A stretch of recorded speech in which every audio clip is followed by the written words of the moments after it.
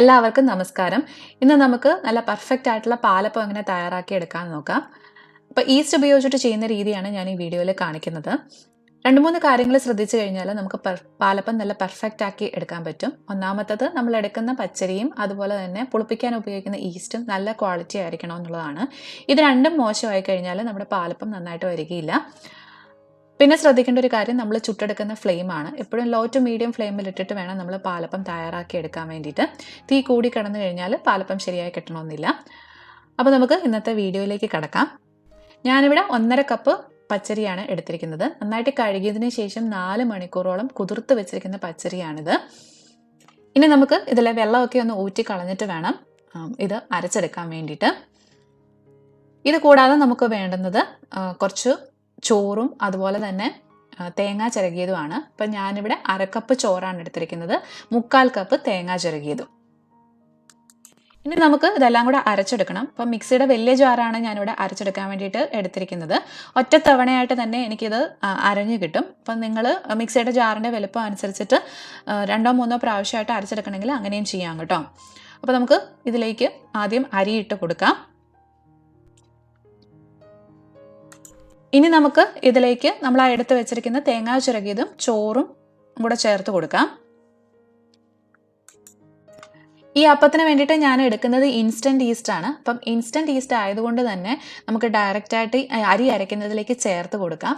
അപ്പോൾ 1/2 teaspoon instant ഈസ്റ്റും കൂടെ ഞാൻ ഈ അരിയിലേക്ക് ചേർത്ത് കൊടുക്കുന്നുണ്ട്.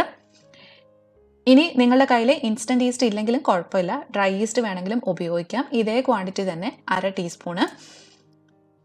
പക്ഷേ ഡ്രൈ ഈസ്റ്റ് ഇതിലേക്ക് ചേർത്ത് കൊടുക്കരുത്. പകരം ഒരു 1/4 കപ്പ് ചെറു ചൂടുവെള്ളവും 1 ടീസ്പൂൺ പഞ്ചസാരയും കൂടെ ചേർത്ത് മിക്സ് ചെയ്തിട്ട് അതിലേക്ക് 1/2 ടീസ്പൂൺ ഡ്രൈ ഈസ്റ്റ് ഇട്ട് കൊടുത്ത് ഒരു 10 മിനിറ്റ് ഒന്ന് ആക്റ്റീവ് ആകാനായിട്ട് മാറ്റി വെച്ചിട്ട് വേണം ചേർക്കാൻ വേണ്ടിയിട്ട്. അത് ചേർക്കേണ്ടത് അരി അരയ്ക്കുന്നതിലേക്കല്ല, നമ്മൾ അരച്ചെടുത്ത മാവിലേക്കാണ്. അപ്പം ഞാൻ ഈസ്റ്റും ഇതിലേക്ക് ചേർത്ത് കൊടുത്തിട്ടുണ്ട്. അടുത്തതായിട്ട് ചേർത്ത് കൊടുക്കേണ്ടത് ആവശ്യത്തിനുള്ള പഞ്ചസാരയാണ്. അപ്പോൾ അധികം മധുരം വേണ്ട എന്നാണെങ്കിൽ 1-2 ടീസ്പൂൺ പഞ്ചസാര ചേർത്ത് കൊടുത്താൽ മതിയാവും. എനിക്കൊരു അല്പം മധുരമുള്ള അപ്പമാണ് താല്പര്യം. അതുകൊണ്ട് തന്നെ ഞാനൊരു 3 ടേബിൾ സ്പൂണോളം പഞ്ചസാര ഇതിലേക്ക് ചേർത്ത് കൊടുക്കുന്നുണ്ട്. അപ്പം മധുരത്തിൻ്റെ അളവ് നമ്മുടെ ആ ഒരു ടേസ്റ്റിനനുസരിച്ച് അഡ്ജസ്റ്റ് ചെയ്യാം കേട്ടോ. ഇനി ഇതിലേക്ക് നമുക്ക് 1/2 കപ്പോളം വെള്ളം കൂടെ ചേർത്തിട്ട് ഒട്ടും തന്നെ തരിയില്ലാത്ത ഒരു മാവായിട്ട് അരച്ചെടുക്കണം. അപ്പം നല്ല സ്മൂത്ത് ആയിട്ടുള്ളൊരു ബാറ്റർ ആയിരിക്കണം.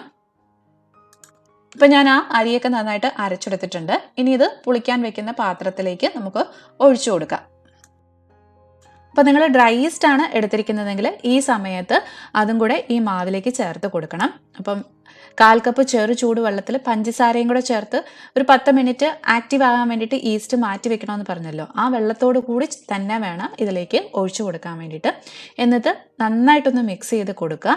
അതിനുശേഷം നമുക്കിത് മൂടി വെച്ച് പുളിക്കാൻ വേണ്ടിയിട്ട് മാറ്റി വയ്ക്കാം. അപ്പം ഡ്രൈ ഈസ്റ്റ് ഉപയോഗിക്കുമ്പോൾ 7 മുതൽ 8 മണിക്കൂർ വരെ എടുക്കും ഇത് പുളിച്ച് പൊങ്ങി വരാനായിട്ട്. അത് നമ്മൾ താമസിക്കുന്ന സ്ഥലത്തെ കാലാവസ്ഥ അനുസരിച്ച് കൂടെ ഇരിക്കും കേട്ടോ. ഞാനിവിടെ ഇൻസ്റ്റൻറ്റ് ഈസ്റ്റ് ഉപയോഗിച്ചിരിക്കുന്നത് കൊണ്ട് തന്നെ ഇത് പെട്ടെന്ന് പുളിച്ച് പൊങ്ങി വരും. അതായത് ഏകദേശം ഒരു 2-3 മണിക്കൂറിനുള്ളിൽ തന്നെ ഇത് പുളിച്ചു വരും. ഇപ്പം നമ്മുടെ മാവൊക്കെ നന്നായിട്ട് പൊളിച്ച് പൊങ്ങി വന്നിട്ടുണ്ട്. ഞാനൊന്ന് കാണിച്ചു തരാം, കണ്ടോ? അപ്പോൾ നമ്മൾ ഇതിലേക്ക് ഇതുവരെ ഉപ്പൊന്നും ചേർത്തിട്ടില്ല. ഈ സമയത്താണ് നമ്മൾ ഇതിലേക്ക് ഉപ്പ് ചേർത്ത് കൊടുക്കുന്നത്. അപ്പോൾ ആവശ്യത്തിനുള്ള ഉപ്പും കൂടെ ചേർത്ത് കൊടുക്കുക. എന്നിട്ട് നന്നായിട്ട് ഒന്ന് മിക്സ് ചെയ്ത് കൊടുക്കുക. ഇപ്പം നിങ്ങൾ ശ്രദ്ധിച്ചാൽ അറിയാം, മാവ് കുറച്ചൊരു തിക്കായിട്ടാണ് ഇരിക്കുന്നത്. അപ്പം ആ ഒരു അപ്പത്തിൻ്റെ മാവിൻ്റെ ഒരു കൺസിസ്റ്റൻസിയിലേക്ക് വരാൻ വേണ്ടിയിട്ട് ഞാൻ ഒരു 1/4 കപ്പോളം തേങ്ങാപ്പാലും കൂടി ഇതിലേക്ക് ചേർത്ത് കൊടുക്കുന്നുണ്ട്.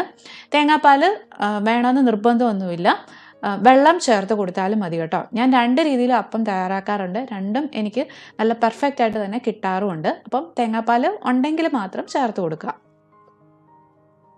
അതിനുശേഷം വീണ്ടും നന്നായിട്ടൊന്ന് മിക്സ് ചെയ്യുക. ഇതാണ് നമ്മുടെ ആ അപ്പത്തിൻ്റെ മാവിൻ്റെ ഒരു കൺസിസ്റ്റൻസി. ഇനി വീണ്ടും ഇത് അടച്ച് ഒരു അരമണിക്കൂറും കൂടെ നമുക്കൊന്ന് മാറ്റി വയ്ക്കാം. അപ്പോഴത്തേക്ക് ഇത് കുറച്ചുകൂടെ ഒന്ന് പൊങ്ങി വരും. അരമണിക്കൂറിന് ശേഷം മാവ് കുറച്ചുകൂടി ഒന്ന് പൊങ്ങി വന്നിട്ടുണ്ട്. ഇനി നമുക്ക് ഇത് ചുട്ടെടുക്കാം. അപ്പോൾ ഇതിനി മിക്സ് ചെയ്യേണ്ട ആവശ്യമൊന്നുമില്ല. മുകളിൽ നിന്നുള്ള മാവെടുത്ത് ഒഴിച്ചു കൊടുത്ത് ചുട്ടെടുത്താൽ മതി കേട്ടോ. അപ്പോൾ നമുക്കൊരു അപ്പച്ചട്ടി അടുപ്പിലേക്ക് വെച്ച് കൊടുക്കാം. അപ്പച്ചട്ടി ഒരു മീഡിയം ചൂടിലേക്ക് വന്നതിന് ശേഷം മാത്രമേ ഈ മാവ് ഇതിലേക്ക് ഒഴിച്ചു കൊടുക്കാവുള്ളൂ. അപ്പച്ചട്ടിയുടെ ചൂട് കുറഞ്ഞിരുന്നാലും കൂടിയിരുന്നാലും അപ്പം നമുക്ക് നന്നായിട്ട് ചുറ്റിച്ച് ആ ഒരു ഷേപ്പിലേക്ക് ആക്കിയെടുക്കാൻ പറ്റില്ല. അതുപോലെ അപ്പം നന്നായിട്ട് വരികയില്ല. ഇപ്പം ചട്ടിയൊക്കെ ഒരു മീഡിയം ചൂടിലേക്ക് വന്നിട്ടുണ്ട്. അപ്പം അതിലേക്ക് ഞാൻ കുറച്ച് മാവ് ഒഴിച്ചു കൊടുത്ത് ഒന്ന് ചുറ്റിച്ച് അപ്പത്തിൻ്റെ ഷേപ്പിലേക്ക് ആക്കിയെടുക്കുകയാണ്.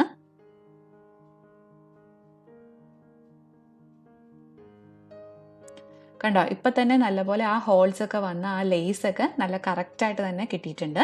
ഇനി മൂടി വെച്ച് ചെറുതീയിൽ തന്നെ 1-1.5 മിനിറ്റോളം ഒന്ന് ആക്കിയെടുക്കാം. ഇപ്പോൾ കണ്ടോ, അപ്പോൾ ഒക്കെ നല്ല പെർഫെക്റ്റ് ആയിട്ട് തന്നെ കിട്ടിയിട്ടുണ്ട്. ഇനി നമുക്ക് ഇത് ചട്ടിയിൽ നിന്ന് മാറ്റാം. നല്ല ഭംഗിയും അതുപോലെ തന്നെ ടേസ്റ്റി ആയിട്ടുള്ള പാലപ്പം ഇവിടെ റെഡി ആയിട്ടുണ്ട്. ഇതുപോലെ തന്നെ നമുക്ക് ബാക്കിയുള്ള മാവും കൊണ്ട് കൂടി അപ്പം ചുട്ടെടുക്കാം. അപ്പം ചൂട് പ്രത്യേകം തന്നെ ശ്രദ്ധിക്കുക, എന്നാലേ ഉള്ളൂ അപ്പം നല്ല കറക്റ്റായിട്ട് കിട്ടുള്ളൂ കേട്ടോ. അങ്ങനെ അപ്പം എല്ലാം ഞാനിവിടെ ചുട്ടെടുത്തിട്ടുണ്ട്. എല്ലാം ഒരേപോലെ തന്നെ നല്ല പെർഫെക്റ്റ് ആയിട്ട് തന്നെ എനിക്ക് കിട്ടിയിട്ടുണ്ട്. ആദ്യം മുതൽ അവസാനം വരെയുള്ള അപ്പം ഒരേപോലെ തന്നെ കിട്ടിയിട്ടുണ്ട്. അപ്പം നിങ്ങളെല്ലാവരും ഇത് ട്രൈ ചെയ്ത് നോക്കൂ. ട്രൈ ചെയ്ത് നോക്കിയിട്ട് ഫീഡ്ബാക്സ് ഒക്കെ എന്നെ അറിയിക്കാൻ മറന്നു പോകരുത്.